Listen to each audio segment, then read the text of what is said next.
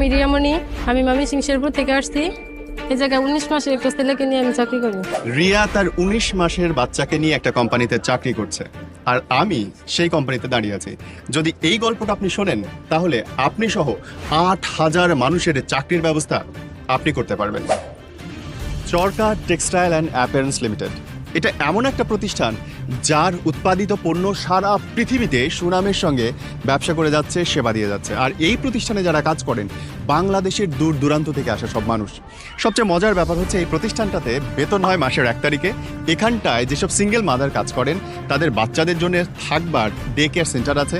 এর ভেতরেই রয়েছে নিজস্ব ডরমিটরি, যেখানে থাকতে কোনো টাকা পয়সা লাগে না। শুধু কি তাই, নিজস্ব চিকিৎসক রয়েছে, যে কোনো স্বাস্থ্য সেবা আপনি পরামর্শ পেতে পারেন, এবং রয়েছে মাতৃত্বকালীন ছুটির ব্যবস্থা এবং স্বল্প মূল্যে খাবারের ব্যবস্থা। শুধু কি তাই, যদি ঢাকা বা আশেপাশের জেলা থেকে আসতে চান তার জন্য রয়েছে নিজস্ব যাতায়াত।